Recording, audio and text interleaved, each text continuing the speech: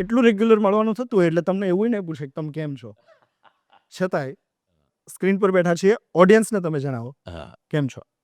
આ જોરદાર. મને લોકો ફોન કરીને પૂછે હા. શું ચાલે, કેમ છો? શું ચાલે તો મારો શબ્દ છે. કેમ છો એટલે જોરદાર જ નીકળવું જોઈએ.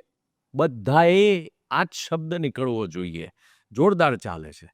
બિકોઝ જીવનનો એ જ તમારો શું છે, એક રસ હોવો જોઈએ કે yes I am fine, I am fit, I am good.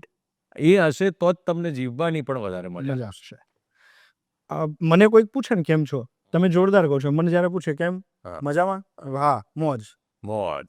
યા નરેશ સરનું મને યાદ છે, એમને પૂછે એટલે મહાદેવ. મહાદેવ હર પહેલો જ શબ્દ હોય ફોન ઉપાડીને. તો મને જ્યારે કોઈ, હું એમ બધાને જવાબ આપું છું મોજ. હા. મને ખબર છે કે મારી મોજ એટલે શું, હમ. હિતુ કનોડિયાની મોજ એટલે શું. મારે બધામાં રહેવું છે, બધું જ કરવું છે. પણ મારે એવું નથી કરવું કે આ નહીં થાય તો હું પતી જઈશ, કે હું પૂરો થઈ જઈશ, કે હું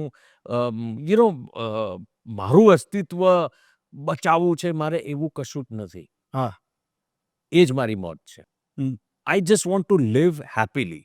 મને ખુશી, હું જ્યારે પણ આજકાલ મેનિફેસ્ટેશનનું બહુ બહુ ચાલે જ છે. સારા છે. હું પણ એમાં થોડું બિલીવ કરું છું. પણ મેનિફેસ્ટેશનની ફર્સ્ટ મારી લાઈન એ છે, happiness is coming to me in abundance. અરે વાહ. Happiness is coming to me. Happiness is the main core of my life. એટલે મારા માટે એ જ સૌથી મોટું અગત્યનું છે કે તમે ખુશ હોવા જોઈએ. That's it. પણ ખુશ એમનામ તો નથી રહી શકાતું. રાઈટ. કેવી રીતે ખુશ રહી શકાય છે. મહેનત, ઓકે. સંઘર્ષ એ તમારે હસતા મોઢે કરવો જ જોઈએ. કોઈ પણ વ્યક્તિ હોય, એના લાઈફમાં સંઘર્ષ હોય છે ને હોય છે. તમે ગમે તેવો અબજોપતિ જુઓ છો, તમે ગમે તેવો ગરીબ માણસ જુઓ છો, કોઈને પણ જુઓ, દરેકને પોતાનો એક પર્સનલ સંઘર્ષ હોય છે. You have to face it. એટલે એને તમે રડતા રડતા ફેસ કરો છો, દુઃખી થઈને ફેસ કરો છો, કે પછી હસતા મોઢે સામી છાતીએ ફેસ કરો છો, એ તમારી ઉપર નિર્ભર કરે છે. એટલે અમે તો ભાઈ મહેશ નરેશના ખાનદાનનો છું. એટલે મેં તો એ બંને ભાઈઓને, બાપાને ને પપ્પાને, હસતા મોઢે બધું દુઃખ સહન કરતા જોયા છે. એટલે કેવી રીતે કરાય એ મને બચપનથી જ મને એની ટ્રેનિંગ મળી છે. In Okay. Short. So I am very happy with what ever is happening. તમે ફેસ કરો, અને ફેસ કરવું જ જોઈએ. જે પણ દુઃખ આવે છે એને સામે છાતીએ જ લેવું જોઈએ. એટલે કારણ કે તમે એનાથી બચતા રહેશો, ડક કરશો, કે ભાગશો, કે છુપાઈ જશો, તો એ અલગ રીતે એનું વિકૃત રૂપ ધારણ કરી રહી છે કોઈ પણ વસ્તુ. એટલે એ જ્યારે નાનું છે ને ત્યારે જ એનો સામનો કરી દો અને ત્યાં જ એને પરાસ્ત કરી દો, ત્યાં જ એને હરાવી દો. તમે રાજી થાવ ત્યારે શું કરો, કેવી રીતે સેલિબ્રેશન કરો. અંદરથી રાજીપો, અને રાજીપો એટલે સુખ. હમ. પણ સુખ નો વિરોધી શબ્દ છે દુઃખ. હા. જો થોડાક આનંદિત થયા તો ક્યારેક વાહે દુઃખ પણ આવે. દુઃખ પણ આવે. પણ એનું બીજું પાસું જો એ જ વખતે વિચારવામાં આવે ને કે આ કદાચ ભટકાશે તો આ નાશ પણ કરશે, તો એ દુઃખ થયું. દીકરો ઘરે આવ્યો તો દીકરાને ચાંદલા કરે ને થાળી વગાડે ને હાકરું વેચાય, પણ એ દીકરો જ્યારે ગુજરી જાય તો દુઃખ થાય.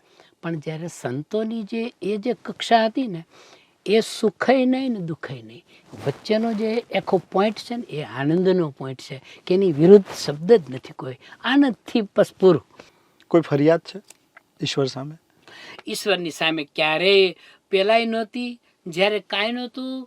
અને જ્યારે ચટણી રોટલો ખાતા ત્યારે આપણને એમ કે આપણે આવું જ ખાવાનું હોય, આપણે ભાગમાં જ આવું છે.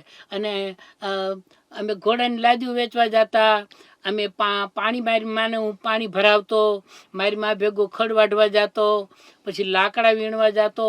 ત્યારે મારી દાદીમાં એમ કહેતા કે બાયું ભારામાંય નથી લઈ આવતી, એટલો તો છોકરો એને બુસ્કોટમાં બાંધીને લઈ આવે છે. એટલે એ સહજ અવસ્થા છે. આકાશ સંતોષી જીવ ખરા.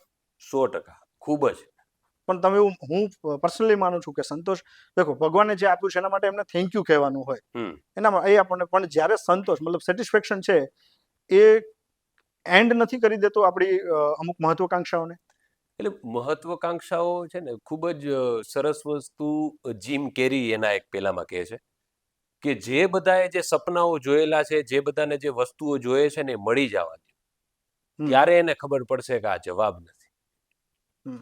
અને આ વસ્તુનો ઉલ્લેખ ઘણા બધા લોકો ફ્રેન્ડ્સ સિરિયલ જોતા હશે, એમાં ચેન્ડલર કરીને છે, એના એક ઇન્ટરવ્યુમાં કહે છે કે 6 મહિના સુધી કે હું કે મારું મોટું ઘર, સ્વિમિંગ પુલ, કે હું ખૂબ હેપી હતો, પણ પછી કે છે ને હું કે એનાથી એટલો હેપી નહોતો. મતલબ કે આપણે જે 1.5 વર્ષ પહેલા જે ફોન લીધો એનાથી અત્યારે એટલા હેપી નથી. તો આ વસ્તુને કારણે છે ને તમને હંમેશા પ્રોસેસ છે ને મજા આપશે. મતલબ કે તમે મર્સિડીઝ લો, BMW લો, ખૂબ જ સારી વાત છે, પરંતુ હેપીનેસ એ નથી. હેપીનેસ તો આ જ છે જે તમને કામ કરવામાં મજા આવે. હેપીનેસ એ છે કે તમે તમારા મિત્ર સાથે ગપ્પા માર્યા. હેપીનેસ એ છે કે તમે તમારા મમ્મીના હાથની દાળ ઢોકળી ખાધી, પૂરણપૂરી ખાધી. એટલે હેપીનેસ છે ને એ તમારા ડેઈલી જીવનમાં છે. જે તમે મેળવો છો ને એ તો માઇલસ્ટોન છે, ત્યાંથી તો તમે પાછા આગળ વધી જવાના. જે પણ હોય પરિણામ એને પ્રેમથી પ્રણામ. કે ઘણીવાર એવું પણ થાય છે જે ધાર્યું નથી હોતું, પણ એ અલ્પ વિરામ હોય છે, પૂર્ણ વિરામ નથી હોતું. કે તું આશા પોતાની મહેનત પાસે રાખ, કારણ કે એ તારા હાથમાં છે. જેના નસીબમાં સૂર્યનો પ્રકાશ નથી એને લાખો સિતારા રાતમાં છે. કે લોકો હસશે જો તારું સપનું મોટું હશે, પણ પડકાર મને જોરથી, પડઘો મારો જવાબ હશે. પણ તારી ઊંઘ અને મારા ઉજાગરાની અંતે એક હકીકત હશે, અને એ લાજવાબ હશે. ક્યાં વાત છે. કઈ વસ્તુના કારણે લોકો જ્યારે મળે ત્યારે યાદ કરે છે? ઘણીવાર પ્રોગ્રામમાં અમુક જે ડાઈ હાર્ડ ફેન જે મળે ને, એ ત્યાંથી ખબર પડે કે એવી રચના યાદ કરે જે મને પોતાને યાદ ન હોય. જેમ કે એક હતી, એક ફોન નંબર કોમામાં છે. આવી એક મારી એક આખી પોએટ્રી છે કે નંબર સેવ છે, પણ નથી ફોન આવતો કે નથી જતો, કે નથી એ નંબર ડિલીટ થતો. ઈચ્છા છે કે ફોન કરું, પણ એવું વિચારું છું કે ન ઉપાડે તો સારું, અને ફોન જો આવી જાય તો વિચારું છું કે હવે આને શું કામ હશે મારું. તો એક સંબંધની ખારાશની આડાશમાં એક ફોન નંબર છે એ કોમામાં છે.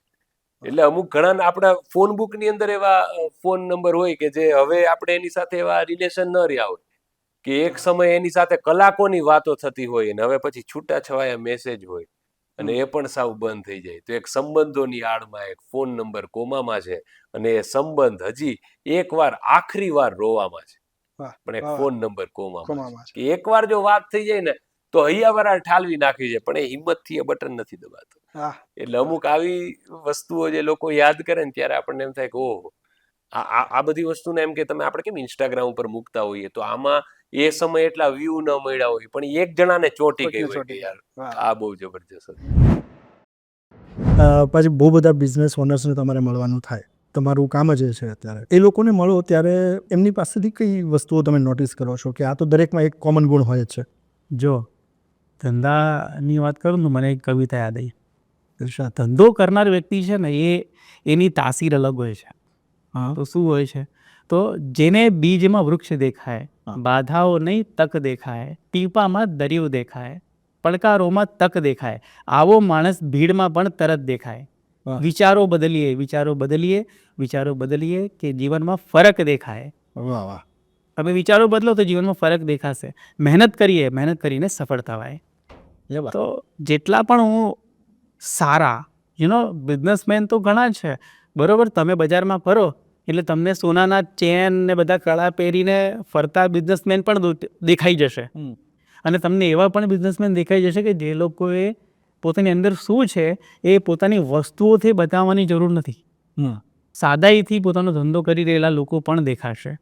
તો જેટલા પણ સારા બિઝનેસમેન હું જોઉં છું એ લોકો પોતાનું નહીં પણ બીજાનું પણ વિચારે છે. એ લોકો એવું નથી વિચારતા કે આપણે ઘર ભરી લઈએ. એ લોકોનું મિશન અલગ હોય છે કે ભાઈ મારે મેં લાઈફમાં એક અચીવ કર્યું છે સ્ટેજ, હવે મારે એવું કરવું છે કે લોકોના ઘર ચાલે, મારે એવું કરવું છે કે લોકોના રોજગાર ક્રિએટ થાય. આ એક વિઝન છે, આ એક વિઝનરી વ્યક્તિનો એની એક નિશાની છે.